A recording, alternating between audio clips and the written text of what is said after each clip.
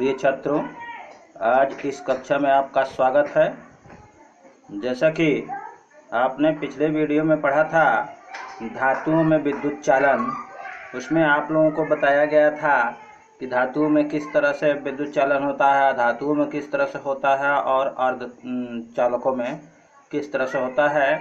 अब यहाँ पर जो है अर्ध चालकों में विद्युत चालन की प्रक्रिया के बारे में बताया जाएगा, कैसे इसमें होता है। तो इसमें जो है हमने पहले ही बताया था कि इसमें दो बैंड पाए जाते हैं, एक संयोजकता बैंड पाया जाता है और एक जो है चालकता बैंड पाया जाता है।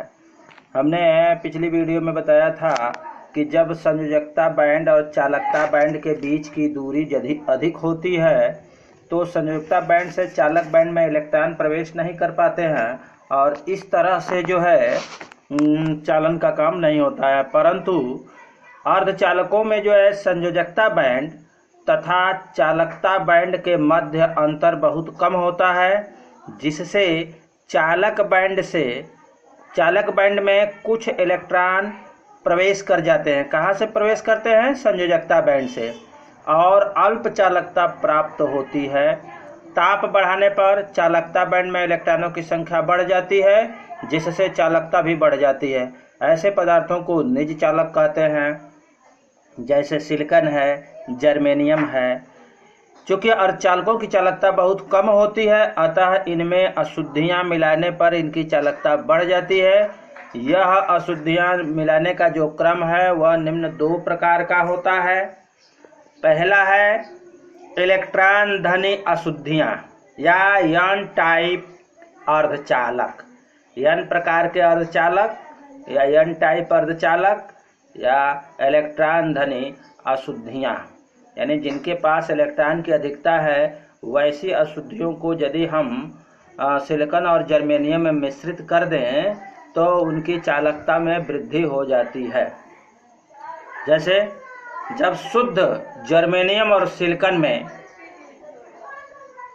5th A समूह के 5th A आवर्त सारणी में 5वें A में नाइट्रोजन, फास्फोरस, आर्सेनिक, एंटीमनी और बिस्मथ हैं। नाइट्रोजन, फास्फोरस, आर्सेनिक और एंटीमनी, बिस्मथ हैं। ये 5वें समूह में पाए जाते हैं। इसमें आर्सेनिक या एंटीमनी, इनकी अशुद्धियों को जब जर्मेनियम और सिलिकॉन के साथ मिलाया जाता है, जर्मेनियम और सिलिकॉन किस ग्रुप में है? चौथे ग्रुप में है, जबकि आर्सेनिक और एंटीमनी ये 5वें ग्रुप में है। तो 5वें ग्रुप की अशुद्धियां जब चौथे ग्रुप में मिलाई जाती हैं तो आर्सेनिक या एंटीमनी जर्मेनियम या सिलिकॉन के क्रिस्टल के जालक में प्रविष्ट हो जाते हैं। उनके जालक में जो है वह अंदर प्रवेश कर जाते हैं।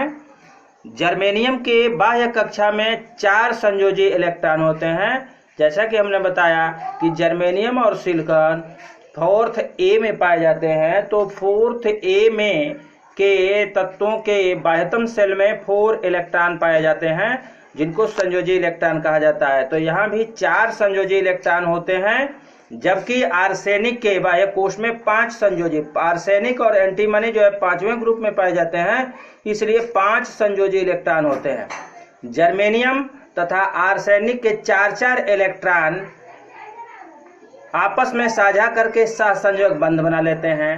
दोनों के 4-4 इलेक्ट्रॉन जो है आपस में साझा करेंगे और 4 सहसंयोजक बंध बना लेंगे। परंतु एक बात तो क्लियर है कि आर्सेनिक के पास अभी 1 इलेक्ट्रॉन शेष बच रहा है। आर्सेनिक के पास 1 इलेक्ट्रॉन शेष बच रहा है। वही इलेक्ट्रॉन जो है यहाँ पे फिगर के द्वारा देखिए, यहाँ ये जर्मेनियम के क्रिस्टल हैं, ये आर्सेनिक के क्रिस्टल मिलाए गए हैं इसमें अशुद्धि के रूप में। तो यहाँ पे देखिए जर्मेनियम के यहाँ 2 इलेक्ट्रॉन और एक आर्सेनिक का इलेक्ट्रॉन आपस में सहसंयोजक बंध बना लिया। यहाँ पे भी आपस में सहसंयोजक बंध बना लिया, यहाँ भी बना लिया और यहाँ भी बना लिया। इस तरह से ये 4 इलेक्ट्रॉन आर्सेनिक के चारों से सहसंयोजक बंध बना लिए, लेकिन एक ये फ्री इलेक्ट्रॉन बच जाता है जो चालकता बैंड में प्रवेश करता है, और इसके वजह से जो है तो आर्सेनिक के का 5वां इलेक्ट्रॉन स्वतंत्र अवस्था में रहता है तथा क्रिस्टल पर इधर उधर घूम सकता है। यही इलेक्ट्रॉन जर्मेनियम या सिलिकॉन की चालकता को बढ़ा देता है। इस स्वतंत्र इलेक्ट्रॉन के कारण जर्मेनियम पर ऋण आवेश आ जाता है, जिसके कारण जर्मेनियम या सिलिकॉन एन टाइप अर्धचालक कहलाते हैं। हमने बताया कि वह 5वां इलेक्ट्रॉन जो बचता है वह पूरे क्रिस्टल में इधर उधर घूम सकता है। जब उस पर कोई इलेक्ट्रोड स्थापित किया जाता है तो वह जो है जर्मेनियम या सिलिकॉन की चालकता को बढ़ा देता है। तो इस तरह से जो अर्धचालक बनते हैं उन्हें एन टाइप अर्धचालक कहते हैं। और दूसरा है पी टाइप अर्धचालक। दूसरा पी टाइप अर्धचालक, चाहे न्यून इलेक्ट्रॉन न्यून अशुद्धियां या पी टाइप अर्धचालक। हमने पिछले में 5वें ग्रुप के तत्वों को मिलाया था शुद्धि के रूप में। इसमें 3rd ग्रुप के तत्वों को मिलाएंगे। जब शुद्ध जर्मेनियम या सिलिकॉन में 3rd ए समूह के अशुद्धि मिलाई जाती है। 3rd ए समूह में क्या है? बोरान, एल्यूमिनियम, गैलियम, इंडियम और थैलियम है। तो इनमें से जो है अशुद्धि जब हम मिलाते हैं तो अशुद्ध परमाणु जर्मेनियम या सिलिकॉन के क्रिस्टल जालक में प्रवेश कर जाता है।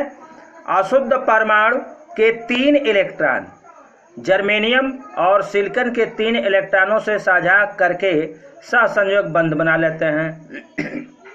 परंतु जर्मेनियम या सिलिकॉन के 1 इलेक्ट्रॉन से साझा करने के लिए अशुद्ध परमाणु के पास 1 इलेक्ट्रॉन की कमी हो जाती है। इस कमी को, जो ये इलेक्ट्रॉन की कमी होती है, क्योंकि वह त्रिसंयोजक था। 3rd ए समूह के तत्वों को हमने मिलाया था तो 3rd ए समूह के तत्वों की संयोजकता 3 होती है, जबकि सिलिकॉन और जर्मेनियम के तत्वों की संयोजकता 4 होती है। उनके बाह्यतम कक्षा में 4 इलेक्ट्रॉन, इनके बाह्यतम कक्षा में 3 इलेक्ट्रॉन है।